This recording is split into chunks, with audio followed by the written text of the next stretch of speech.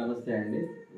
నేను ఈరోజు ఆఫీస్ నుంచి ఇంటికి రాగానే మా ఆవిడ ఒక అబ్జర్వేషన్ ఇచ్చింది. ఏంటంటే 3 రోజుల నుంచి గ్యాస్ స్మెల్ వస్తూ ఉంది, ఏదో లీక్ అవుతుంది అనుకున్నాం కానీ కంట్రోల్ అవ్వట్లేదు అని చెప్పేసి నాకు కంప్లైంట్ చేసింది. 3 డేస్ బ్యాక్ తన గ్యాస్ సిలిండర్ ఫిల్ చేసింది, రీప్లేస్ చేసింది. సో అందుకని నేను సిలిండర్ని డిస్కనెక్ట్ చేసేసి మ్యాన్హోల్ దగ్గర లీక్ ఏమైనా ఉందో చెక్ చేద్దామని సోప్ వాటర్ తీసుకున్నాను. సోప్ వాటర్ తీసుకొని ఇక్కడ మనం లీక్ దగ్గర వేస్తే ఏదన్నా లీక్ ఉందేమో లేదని బబుల్స్ వస్తాయండి. మీరు చూస్తున్నారు కదా, టాప్లో నుంచి బబుల్ వస్తూ ఉంది. సో అంటే వాల్ లోపల నుంచి ఇన్నర్ సైడ్ లీక్ ఉందన్నమాట. అదేవిధంగా మనం వాల్ సైడ్ నుంచి కూడా చూడవచ్చు. వాల్ సైడ్ నుంచి కూడా ఇక్కడ బబుల్స్ వస్తూ ఉన్నాయి. అంటే వాల్ ఇన్సైడ్ నుంచి వాల్ అవుట్ సైడ్ నుంచి రెండు వైపుల నుంచి మనకి leakage, minor leakage, it's not a major leakage, minor leakage వస్తూ ఉంది.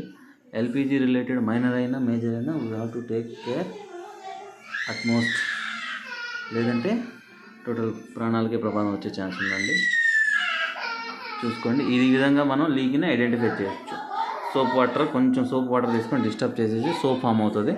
ఆ లీక్ ఏరియాలో నీకు డౌట్ ఎక్కడైతే అక్కడ వేసేస్తే అక్కడ బబుల్స్ వస్తాయి. బబుల్స్ అంటే లోపల నుంచి ఎయిర్ వస్తుందని అర్థం. This is the way to identify any leakage of gas either in pipe lines or in cylinders. Even industries also people will do in the same.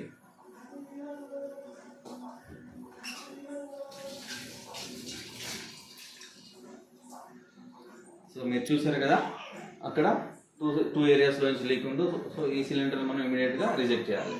ఇంట్లో గ్యాస్ ఉన్నా లేకపోయినా మనం రిజెక్ట్ చేసి ఏజెన్సీకి కంప్లైంట్ చేయాలి. Thank you.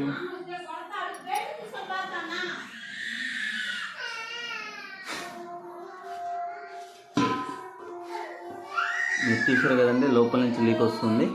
ఇక్కడ sides కూడా చూడండి, ఇంకా స్టిల్ మనం బబుల్స్ వస్తున్నాం ఈవెన్ ఆఫ్టర్ క్లీన్ చేసిన తర్వాత కూడా. So that indicates there is a clear evident for leakage. Even రేపు ఏజెన్సీ వాళ్ళు వచ్చినా కానీ మనం ఇలానే వాళ్ళకి చూపించవచ్చు. Immediately they will take care.